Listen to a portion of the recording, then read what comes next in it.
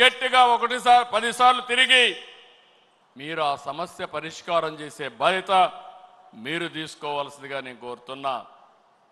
ఇంకొక పక్కన నేను ఒకటే మిమ్మల్ని అందరినీ కోరుతున్నాను, మనం కొన్ని జాగ్రత్తలు కూడా తీసుకోవాలి. నేను ఎప్పుడు కూడా చాలా జాగ్రత్తగా ఉంటాను.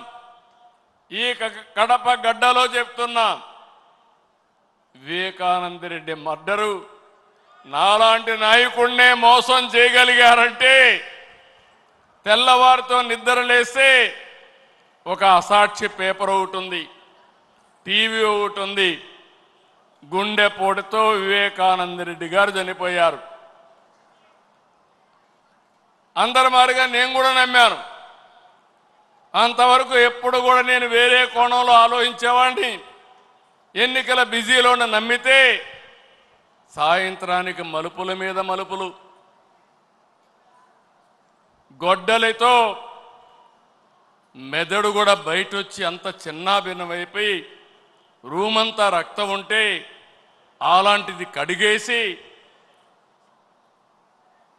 ఏమీ జరగనట్టు గుండెపోటుతో రక్తం వచ్చి గోడలన్నీ కూడా తడిచిపోయాయని చెప్పగలిగారంటే ఎలాంటి వారితో మనం పోరాడుతున్నాం ఒక్కసారి ఆలోచించుకోవాల్సిన అవసరం ఉంది.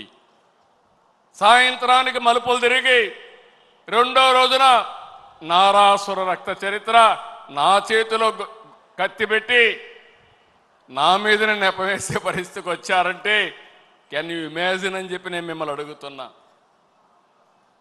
అర్థమైందా మీకని అడుగుతున్నా. అర్థమై ఉంటే చేలు పైకెత్తమని చెప్తున్నా. అలాంటి కరుడు గట్టినటువంటి నేరస్తులతో రాజకీయం చేస్తున్నాం. అందుకే నిన్న ఒకటి జరిగితే వీరయ్య చౌదరి, సంతనూతలపాడు, పల్నాడు హత్యలు జరిగాయి.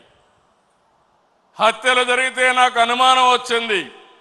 ఇప్పుడు నేను ఎవరిని నమ్మడం లేదు. ప్రతి ఒక్క విషయాన్ని కూడా సందేహం పెట్టుకొని మనసులో వేరే విధంగా నేను ఆలోచించి ఎవరు చేశారని ఆలోచించే పరిస్థితికి వచ్చాను. చేస్తే కొంతమంది మన దగ్గరుండి వాళ్లకు కోవర్ట్లుగా పనిచేస్తూ వాళ్ళ ప్రోత్సాహంతో ఇష్టానుసారం హత్యా రాజకీయాలు చేస్తున్నారు.